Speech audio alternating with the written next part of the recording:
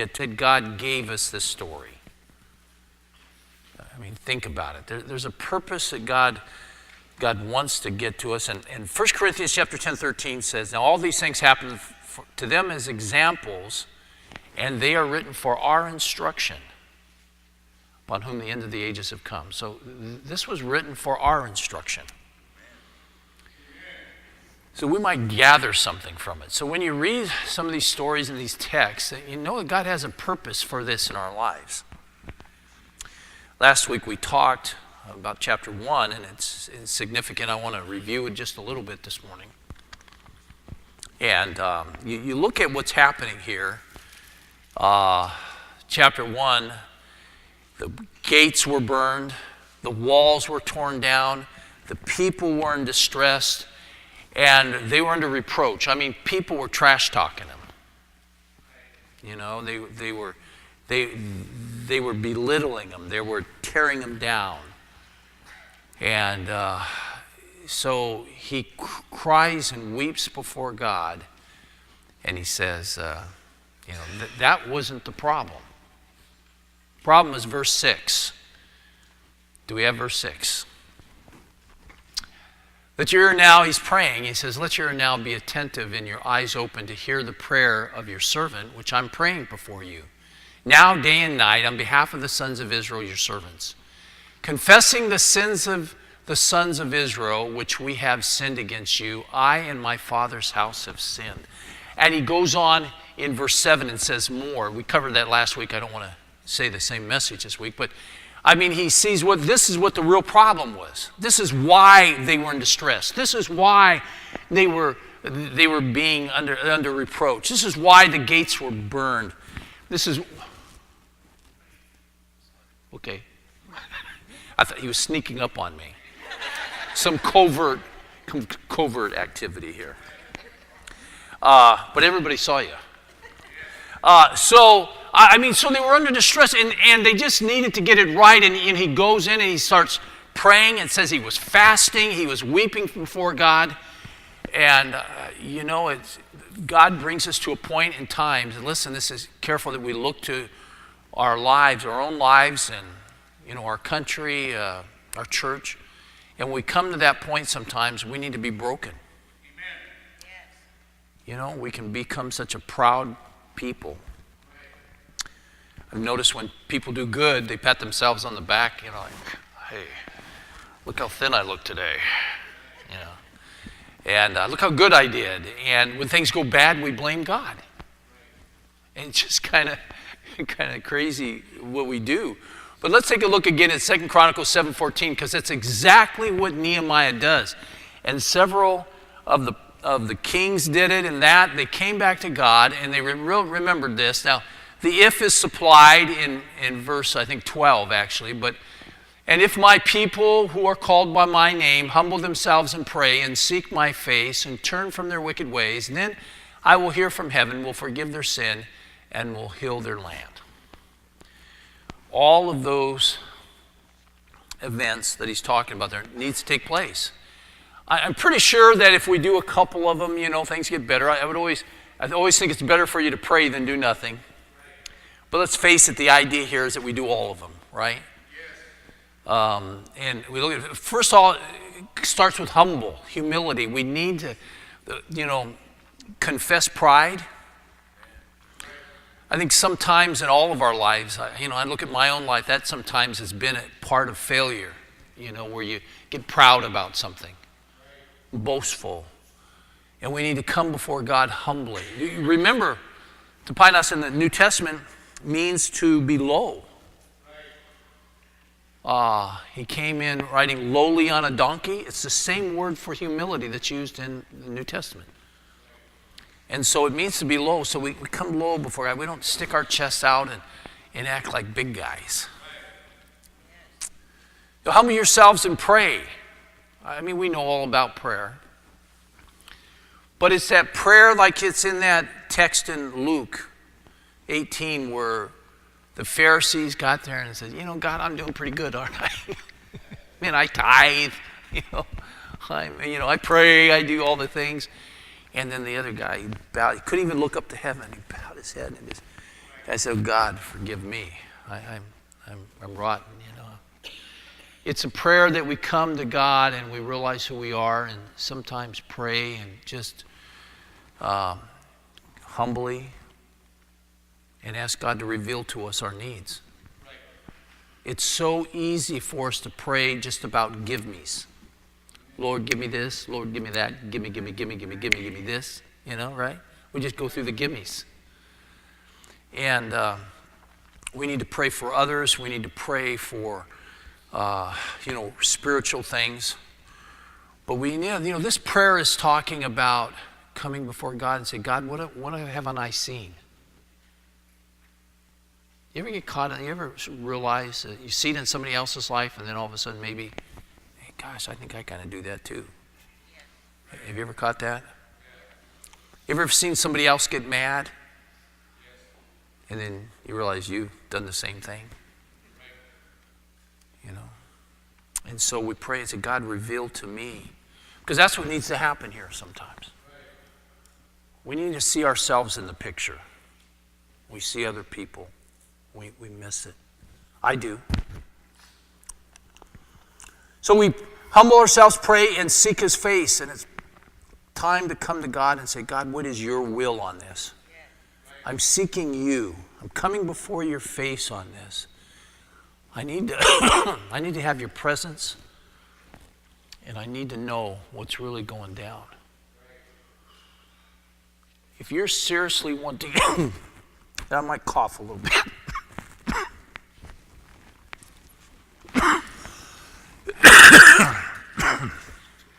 That's not part of the message.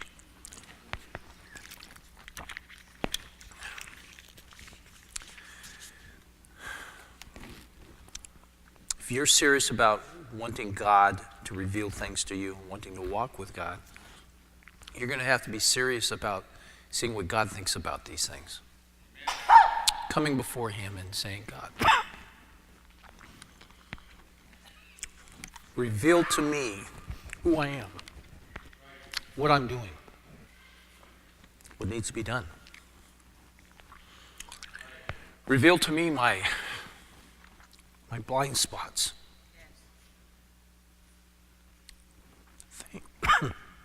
Things I see in others, but I don't see in myself.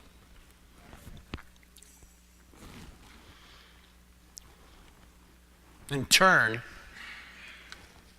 from their wicked ways.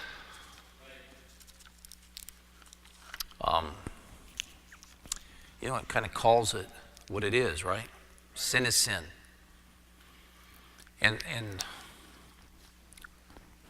I've noticed, I've been a pastor 43 years, and I've noticed that we have a tendency to get a couple things right, but not other things. We keep some areas in our life kind of, I don't know if we call them reserved or what. But we need to really, do a real spring cleaning and really get it right. And so we need to take it all the way.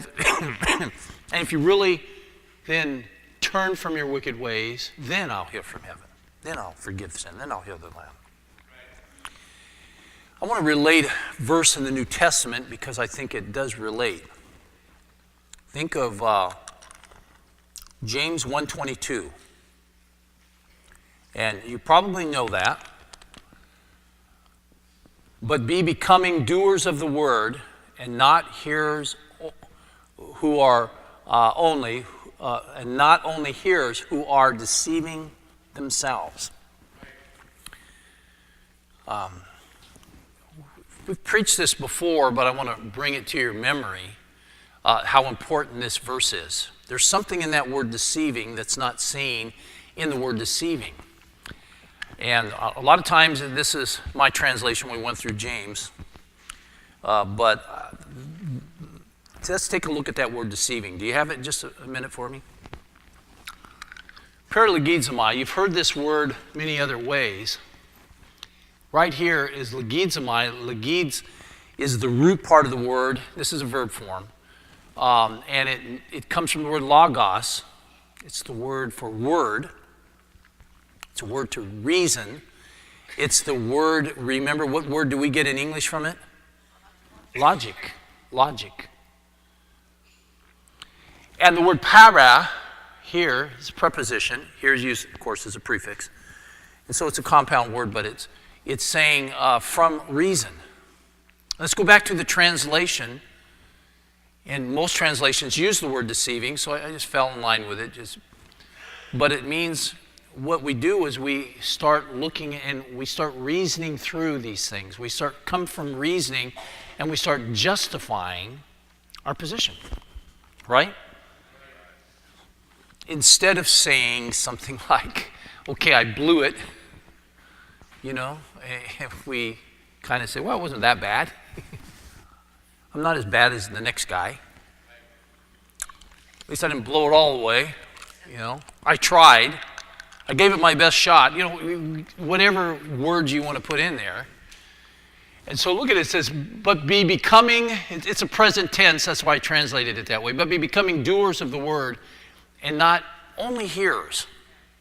And what you're doing is we start rationalizing. That's the reasoning process. We start reasoning through. This is really okay. And we don't get honest with it. And so that's part of the turning from your wicked ways. It's really doing. It's really be becoming. It's a present tense, which means, in the original language, that means it's a continuous type action in your life. You're not going to just do this once. We're going to battle with it all our lives. I'm still battling the diet. I have lost, over the period of the last 40, 50 years, I have lost 2,000 pounds. I have gained 2,020 back. It's a losing battle. It's a battle of the bulge. I used to think at Christmas time I was allergic to food. It wasn't allergic to food. I was just fat. It just happens. So let's not reason through it. Let's be careful when we look at this text and we look at this verse, because this is really the first step of what's happening in Nehemiah.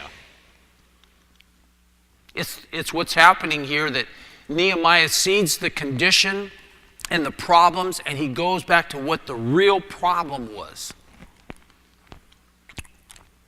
And the real problem was that they had sinned. The real problem was that they weren't right with God. They had broken the commandments. They'd broken the Sabbath over and over. And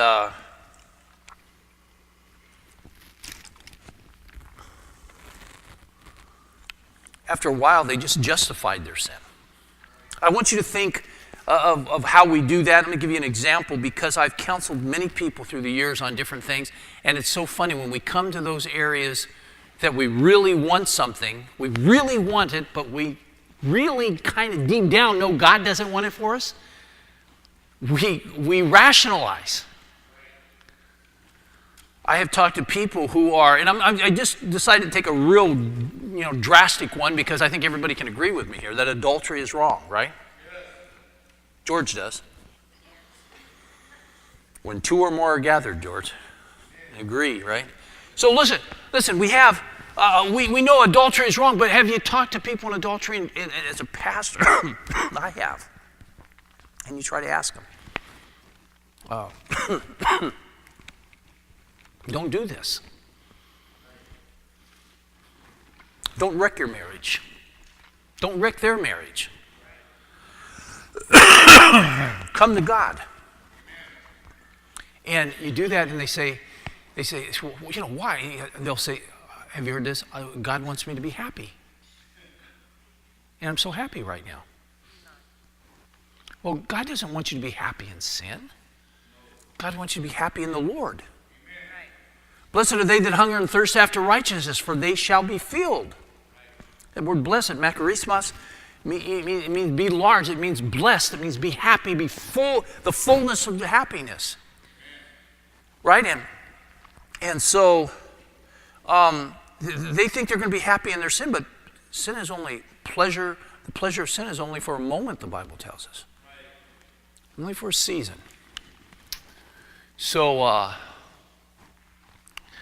that's an excuse. That's a reasoning process. Oh, I'm happy, so it must be okay. We're in love. Well, the Bible says, love not the things of the world, But we do. We love the world, the things in the world. Amen. Love the world, love the Father's not in them. And it says we're to love God. And if we love God, we'll keep His commandments. So we get confused and we rationalize this thing of love. Love sounds good, doesn't it? Joy sounds good too, doesn't it? And waking up and feeling good about yourself, it sounds really good. I mean, all this stuff, it all starts sounding good. But we take and we rationalize the way that's in and we're doing something wrong. When I was sick, I watched a little part of this, The Godfather. Remember that movie, The Godfather? We had a little thing that was on, and so I was laying there, and I was sick, and get my mind off it, watch part of it, and it's amazing how they could justify. It's crazy how they could justify everything they did wrong. It was the family business. Well, man, that's some family, huh? I mean, what's your family business? We kind of all have these things of family, so, man, they had it that was just part of the family. That's just the way we are. And they justified getting rid of somebody else so that they could be in authority or power. So going crazy. Amazing saying of the story last week, and I'm going slow because I'm having a hard time breathing, so that's why we're going slow today. This ended Artaxerxes when he said, go ahead and go back and rebuild Jerusalem. That ended the 70 years of Jeremiah. He said for 70 years, you're going to be in exile. So we know how long this had been. That the walls had been down, that the gates had been burned, that they were under distress and they were in reproach. Those four things. And we know it had been 70 years. And I just am amazed because Nehemiah comes in, feels led by God. He sees the picture. He hears his brother Hanani tell him, hey, this place is a mess. It's still torn down. It's still like this. And Nehemiah cries out to God. He weeps. He fasts. He prays. And he ends up going there, which we'll find out a little bit later. But he goes there and he rebuilds the whole place in 52 days. Now, I'm still amazed. Isn't it something that they did in 52 days what nobody did in 70 years? I figured this out. If you did it one day a week, 52 weeks in a year, you could have done it. If you guys said, hey, guys, let's get together, let's rebuild part of the wall, in a year we'll have it all done. 70 years, they didn't have it done. 52 days, they got it done. If you basically got the guys together and say, let's spend a little bit over an hour every day. We'll just get together and after work, we'll just put in a little bit over an hour time. We'll have it built in a year. You could have put an hour in. How do you eat an elephant? One bite at a time, And so, the whole thing, let's just do a little piece here and a little piece there, we'll get it done. What I can't imagine is, can you imagine, I don't know if your families live like this, but my wife always says, Dad, this has been broken for this long. Can't you fix it, the gate's been burned down. Can't you and Derwin get over there and fix it, Does she ever do that to you? Honey, fix it thing? All the time. I thought so. You know what I'm talking about, right? Where were the wives at? They failed us. They failed these guys for 70 years, Hey, honey, they're coming through those walls. I'm scared. They come through that wall at night. I look out there, hear the noise, and a bunch of the crooks are coming through the walls. And I go, can't you guys just patch that wall over there? Just throw some rocks up there. I don't put some nails in so they trip on them or step on them or something. Do something, though. Do something. 70 years, they did nothing. I'm just amazed because, the wives usually tell their husbands to do something like that. Hey, take care of that gate. It squeaks. This one's burnt, man. Just get some new wood. Yeah, they didn't do it. But Nehemiah comes in 52 days later, got done. Now we know God's timing. They had to have that, but they were dispersed. I mean, they could have fixed some of this stuff. There's nothing limiting them getting some of the things right. But. So what's happening? They needed to take care of this. They needed to do it a step at a time. They needed to get it done. And he came in and did it. And I think that's what we have happening to us, is that what happened those 70 years is we get used to failure. I've heard said, you have something break at your house, it irritates you for a while, then you start getting used to it, and after a while you don't even know it's broken. Right? It just kind of stays that way. It can stay that way. I'm sorry, husbands, if I get all you in trouble. But that's the way it works. You just kind of get used to it. I was a paper boy when I was a kid. The first job I had was a paper boy. It was back when they used to let kids do the paper routes, and I had an evening Tribune route. And I bought a brand new bike, and I would carry it, the bags on my shoulders, and I'd go and I'd throw them. And one time my right pedal got ripped off. And I only had one pedal. Well, I was going to fix it, but never did. And I got used to it. I got real good at going like this. And I would be able to wrap my other toe in there, somebody I'd go. And it got so good. I mean, I had it down. You get used to it. We get accustomed to our failures. We get accustomed to broken things in our lives. And we get accustomed spiritually, and we should never get comfortable with spiritual problems. We should never get comfortable with sin. But I ask you a question. Do you think our country has gotten comfortable with sin? The moral compass that's broke in America? Do you think it's broke in America? Do you think we've gotten comfortable? When I was a kid, man, you didn't say cuss words on TV. Then you said a couple, and then you said a couple more, and then you said a couple. Now blanky, blank, blank, blank, And nothing, right? I mean, I just want you to think, where have we gone? And how are we comfortable with this? Have we got accustomed to what, politicians and Hollywood and the things that they get into sin, they get divorced, they do this and everything just gets to be accepted. Right? I mean, just think about it. I mean, we've become so accustomed to it. And we've just end up accepting it. That's the way it is. That's the way it is today. Matter of fact, I've had kids, I've talked to them about, some things they're doing, and they say, hey, you just don't understand. That's what everybody's doing it. And you've heard me do this before. Everybody's doing it. Everybody's doing it. Well, everybody's not doing it, by the way. But there's too many doing it. We've got accustomed to it. We've got accustomed to failure, so we've got to watch that. So we've got to take some steps. And the first step was 2 Chronicles 7:14. The next step is found, and I want to read Nehemiah chapter 2, verse 1. Because here we find something about Nehemiah. And it came about in the month Nisan, in the 20th year of King Artaxerxes, that wine was before him, and I took up the wine and gave it to the king. Now I had not been sad in his presence. So what was Nehemiah? What was his job? He was the wine taster, right? I got another term for you. He was the poison filter. He was the poison finder. Before the king, you want to knock the king off, you just poison his wine and he's gone. And so they had the wine tasters, the wine tester. And so you give him the wine. It wasn't a great job. I mean, I really wouldn't be applying for it, right?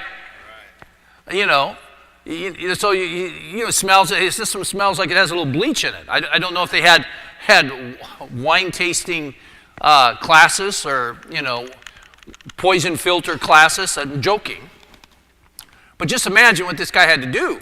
He drinks it. He's okay. He doesn't fall over dead. You drink this now, King. I mean, I really wouldn't be looking and applying for the job, but that's his job. He got to know the king well. And, if you look in commentaries, they say, well, they got to be trusted friends because, this guy is risking his life every time he, takes a drink of the wine to make sure it's okay for Mr. King. I never really would want to be one of the Secret Service that guards the president. They say, I'll take a bullet for the president. I don't think I want to. Let him take his own bullet.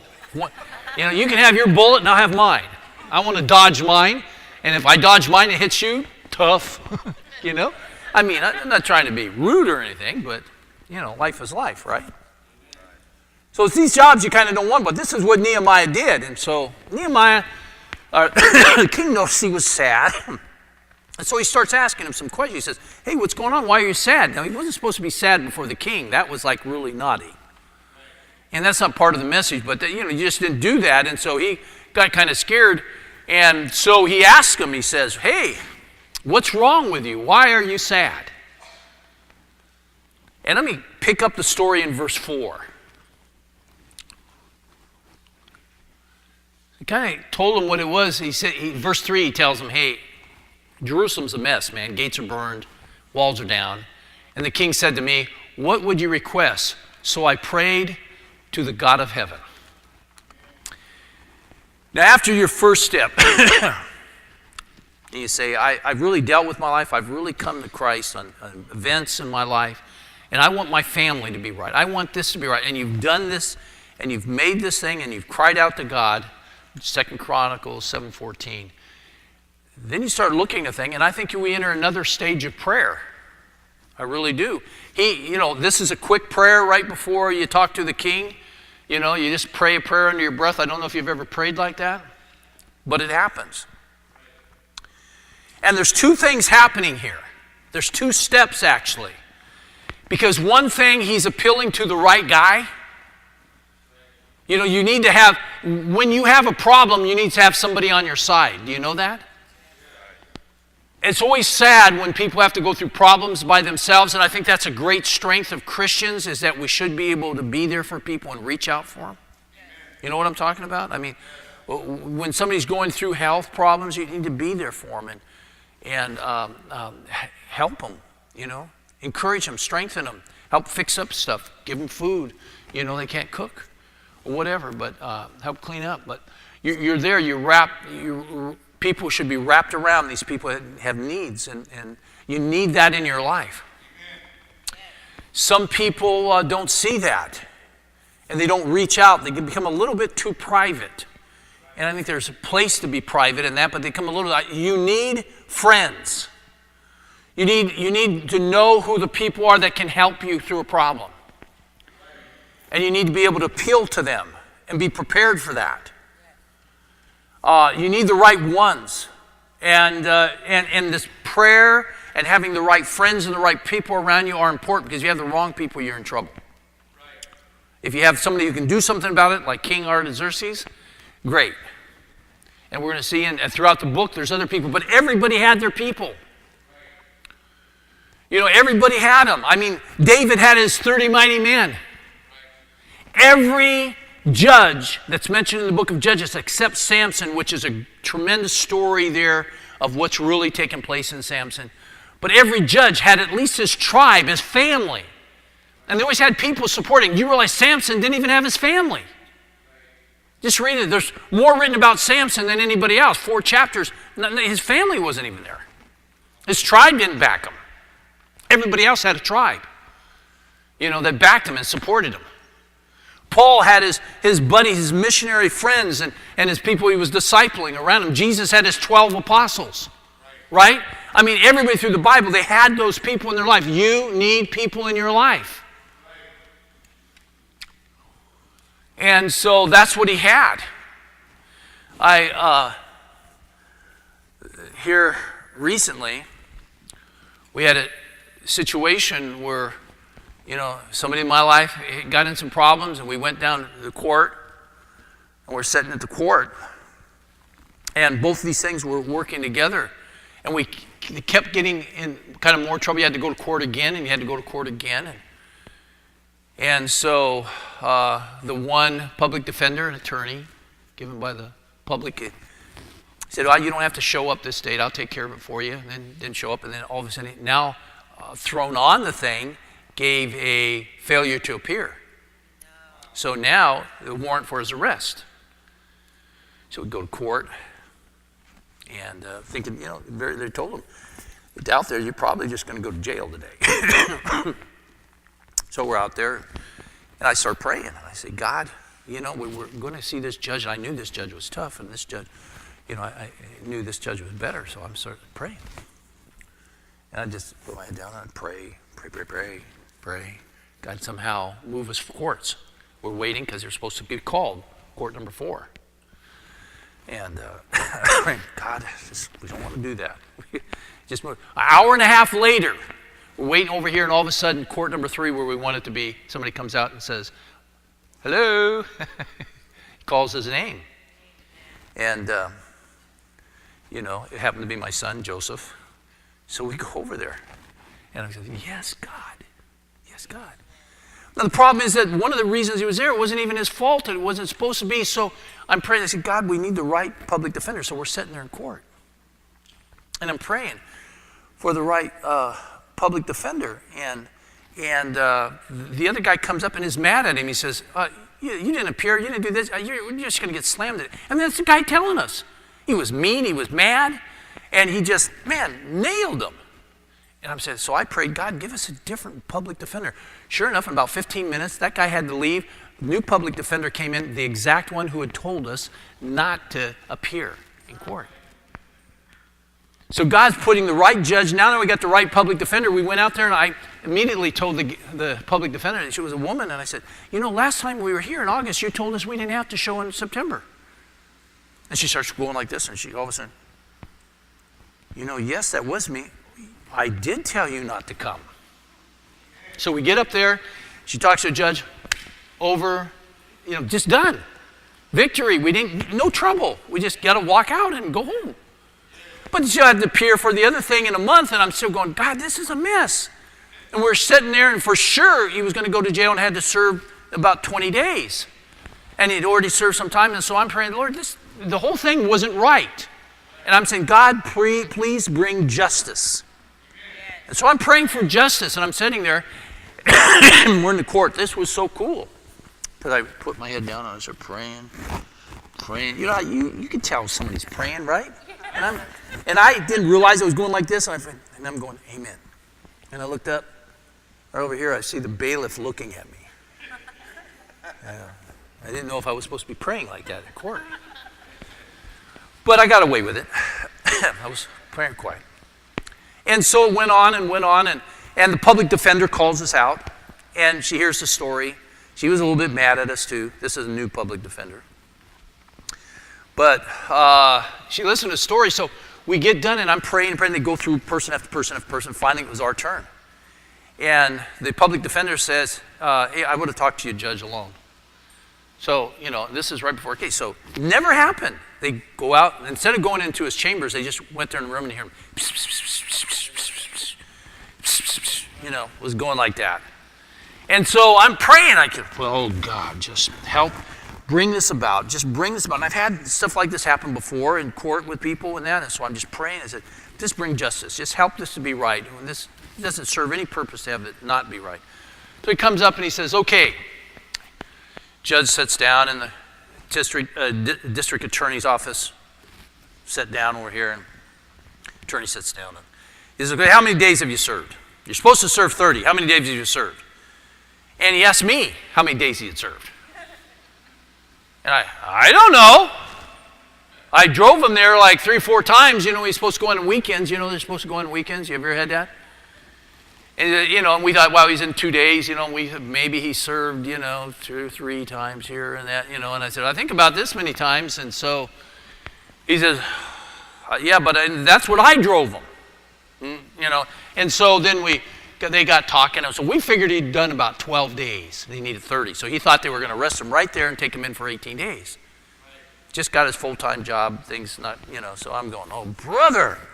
And make it short, which was so cool, as you're praying. And I say, God, I see that these guys are confused. Just bring about your will. As the heart of a king, as a king's heart is as channels of water, you turn it wherever you will. It's Proverbs, right? And the coolest thing happened. The judge goes, okay, how many days did he serve? He asked the record keeper over here. She was over there. She goes, 100 days. And he goes, 100 days? And the judge gets up off his seat, comes over here, starts looking at it, he goes, I hate this program. That is wrong. They're never right. We shouldn't use that program in court. Goes and sets up. And then he asks somebody else. He asks, how many days you got, district? And so they started adding up, and they're counting up on their fingers and that. And they came up. Now, we came up with 12 days. They came up with 29. And I just kept moving my head and, okay, God, just help me. Just confused. And it was so cool because, see, what happens is they came up and they decided, yep, okay, he served 29 days. How many is he supposed to do? 30? And he says, district attorney's office, are you satisfied with that? He says, yes. He says, okay, you're clean. You can go. All served, time served. And I didn't believe me. I didn't raise my hand and say, oh, Your Honor, you made a mistake. It's really only 12 days. You know, put him in jail. You know, I didn't do that. Let them, you know, the right people, you need people around you. You need people praying for you. You know, who's your prayer buddies?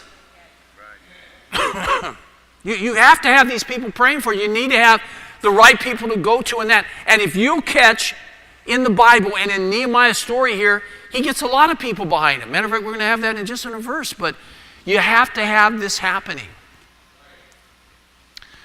Now, we got time. I'm going to just finish with one thought here. So you're going to have to, 2 Chronicles 7:14, you're going to have to go to prayer and have people, the right people around you. Believe me, we all need people. You need good people around you, good friends. I had friends that got me in trouble, and I had friends that kept me out of trouble. You need the latter. Now, the king kind of grants him, I don't know where we can jump in. Let's see if we can shorten this up. He grants him his request, say, okay, well, what do you need? And verse 6, show verse 6. I'm going to jump to 6. He says, okay, you know, how long will your journey be if I let you go? You know, when will you turn? And he gave him a definite time. You're going to have to have a plan. You know, he gave him a definite time. He says, listen, I'm going to go, and it's only going to be this long. You got that? It's going to be short. You just let me go, and I'll take care of things, and I'll come back. Look what he says now in 7 and 8. I want you to see he has a plan. And I said to the king, if it please the king, let letters be given for me for the governors of the provinces beyond the river, that they may allow me to pass through until I come to Judah. Verse 8. And a letter to Asaph, the keeper of the king's forest, that he may give me timber to make beams for the gates of the fortress which is in the temple, for the wall of the city, and for the house to which I will go. And the king granted him to me because the good hand of my God was on me. He asked, hey, we need building supplies. We need, you don't build a house without making a plan to get building supplies, right? You don't go through life. You don't go through problems. Listen, you're going to have problems. You better get the right people around you. You better be praying about this thing. Too many times we try to do stuff without prayer. We do it on our own power. And if you're not listening to this, you're going to keep doing that. You're going to have to pray. You're going to have to make it a matter. Matter of fact, look at Proverbs 16:3. It's what he does here. It says, commit your works to the Lord, and your plans will be established. I've used that verse my whole life, and ministry, I should have said. Every time our church has tried to do something, I've made sure we prayed. Before we built this, I used to come down here sometime once a week, and I'd fast that day, and I'd walk around the property and just pray on this. And that's how we got millions of dollars that I believe God just gave to us and worked things out. to build this, and it was just all free. I mean, it's just amazing. It was like a miracle. It was a miracle. And you need to commit your works to the Lord. And it says, and your plans shall be established. So before you start planning, pray. Okay, that's what you do. And so that's what he did. And so I'm going to give you something here, and we're going to close with this. I had one more point, but we're going to close with this thing. I'm going to give you the word RAM, like a Ram truck, R-A-M, RAM. The R stands for your plans or goals. Your R stands for reasonable. The A stands for action steps. Now I'm going to say this a couple times, so if you missed the first time, you'll get it the next time. M stands for measurable. Now when Harvey was a hurricane that hit Texas a couple months ago, remember? And how bad it was and devastating. And I'd watch on TV how devastating it was. I got intrigued by it, and the wind would blow, and it shows all the trees, they're leaning like this. And it showed all of a sudden, a roof would go by. You see half a roof blow off. You see any pictures like that? Yeah? Okay. I want to make sure you're still with me. So the roofs are blowing off, and cars are moving, and the floods hit, and all of a sudden the boat that was in the water over here in the bay, now it's up on, you see the boats up on the streets and just sitting in the middle of the street? Cars are supposed to be in the street, and you see cars in the boat in the water over here. I mean, you ever see that? I mean, the cars are in the water over here, and the boats are up on the street. Crazy stuff that's going on. Cat goes flying by, and you're not sure if it's a cat or a dog or whatever, but, so they said something. I got a lot out of that, and I saw all the devastation, but they said something that I couldn't wait to share this with you. They said the average person, one of the biggest problems that hit Hurricane Harvey in Texas was this. Half the people, they said basically, the average American, how much money do they have in their savings? Okay, we have zero, we have nothing. That'd cover the other half. What? Yeah, it was $500. $500. They came up on news, $500. Well, when you have problems, that's not going to last long, folks. Now, so you got to do better than that. So I thought about that. I said, how terrible that is. And so through the years, I've talked to people sometimes about taking care of things, and I've heard people say stuff like this. Well, I'm going to save up money. Well, how much are you going to save? I'm going to get $10,000 this year. Well, you'd have to have $833 a month for 12 months to hit, $10,000.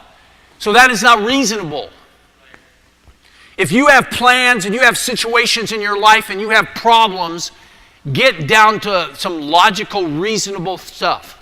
Pray about it and seek God. And the more you pray, God puts your feet on solid ground, and He'll give you a good plan. But believe me, life takes plan. The way you do things in your family, the way you do things in life, it takes plans. You have to do things reasonable.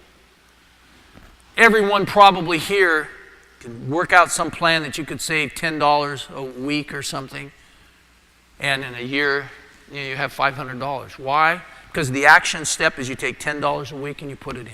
$10 a week. That's your reasonable goal, $500. Do you follow me? I'm just giving you an example here. And it's measurable that every month you can check and say, I need to have about $40 a month. I get to the end of the year, with this extra couple of weeks in a year throughout the year, I'll have $500. You'd have what the average has, but you need to do that every year. Because let me tell you something, in case you haven't noticed something, disasters come in our lives. Injuries come, health problems come. And you not only need the money, you need the Lord. So let's settle on that. I'm just giving you this example because people, even spiritually, they just don't make the right decisions. So let me encourage you to get your plan right spiritually. And I'm going to read through the Bible. Well, look at it, get a program on it, and do it daily, what you're supposed to do. But you make it reasonable. You have your action step at $10 a week, and you can measure it because every month or so you can check to see where you're at. But I tell you what, you will have problems in life and you're going to have to make plans. You're going to have to deal with things of where you work and where you're moving to and that. You're going to have them, and they're going to affect your spiritual life.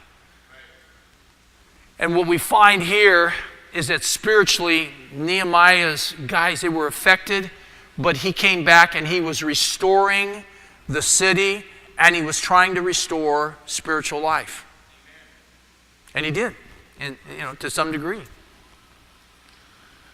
But your success sometimes is going to be to what we've said today, your prayer life and the people that you surround you with. Because what happens in this story, and I'll just state what I was going to say, he shared it with the people in verse 18. Go ahead and show it. I'll just read the last part of verse 18. It'll be chapter 2, 18. Look at the very... So it says, then they said, let us arise and build. So they put their hands to the good work. This is all the people. He got the people behind him, and they said, this is God's hand, this is God's time, let's do it, and they did it. You need these people. If I leave you with anything today that's important for you, you need these people. And that's why we have a body of Christ, because the body of Christ was to function the same way. Nobody was supposed to be the whole body. Nobody was supposed to do everything. We come together with our gifts, with our talents, with our strength, and together we build. Not a building. Together we build people. And when you don't do your part, the people aren't being built. They're not being encouraged. They're not being comforted. They're not being taught. They're not being helped. And that's why it takes different people. No one is ever called, you're never called to do the whole job yourself. But you're a piece of the solution. So in life, listen, you're either going to be a piece of the solution or a piece of the problem. Which part are you? And so you don't have to give everything. You don't have to do everything. You don't have to help everyone. You don't have to get it all done in one day, right? The plan is you do a part of it. The plan is there's people to help you. So I get burdened. I've thought and I'm praying right now, God, I'm getting older and I only have so much time left in my life. What can I do? What more can I do for the kingdom of God? And I start thinking about this. And I have a list of things I want to do. And if I could do anything, I know exactly what I would do.